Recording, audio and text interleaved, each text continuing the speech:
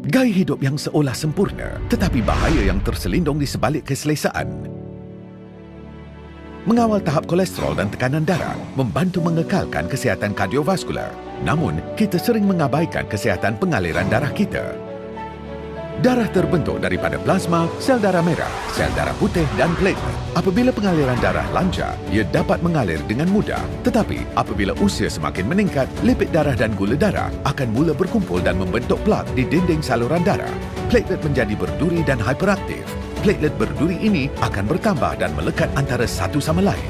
Ini mengakibatkan saluran darah menjadi semakin tegang, kurang anjal dan rapuh. Sebahagian plak mungkin akan tertanggal dan membentuk gumpalan darah. Apabila saluran darah semakin sempit, jantung perlu mengepam lebih kuat lantaran meningkatkan tekanan darah. Ini akan merosakkan saluran darah. Jika terdapat gumpalan darah di otak, ia boleh mengakibatkan strok.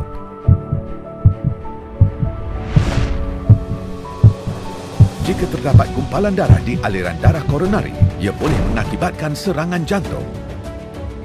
Ini boleh berlaku pada sesiapa, setiap masa, di mana-mana sahaja. Bagaimana kita boleh melancarkan peredaran darah? Penggunaan ubat-ubatan.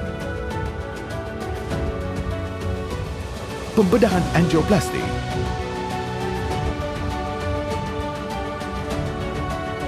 Pembedahan pintasan. Apakah alternatif penyelesaian semula jadi yang tidak memerlukan ubat-ubatan, pembedahan dan tanpa risiko? Memperkenalkan satu rumusan revolusioner dengan dua ramuan yang luar biasa untuk penyelesaian pengaliran darah triaksi. Ramuan pertama, ekstrak tomato aqueous TAE yang berpaten. Penyelesaian yang semula jadi selamat dan terbukti secara saintifik untuk kesihatan saluran darah. Ramuan kedua, L-arginina, merupakan bahan api penting yang diperlukan untuk menghasilkan nitrik oksida NO yang diilhamkan oleh kajian saintifik pemenang hadiah Nobel.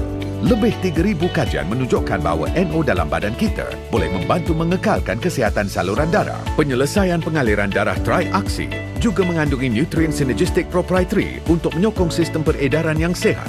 Aksi pertama, TAE melicinkan platelet yang berduri. Kajian klinikal menunjukkan bahawa TAE mempunyai kesan agregasi antiplatelet. Aksi kedua, NO menghalang pembentukan plak dengan mencairkan gumpalan darah dan mengembangkan saluran darah.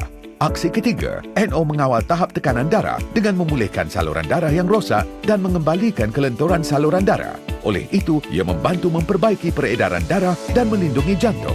Penyelesaian pengaliran darah triaksi tanpa bahan kimia, tanpa hormon, tanpa kesan sampingan. Jagalah jantung anda hari ini dengan penyelesaian pengaliran darah triaksi.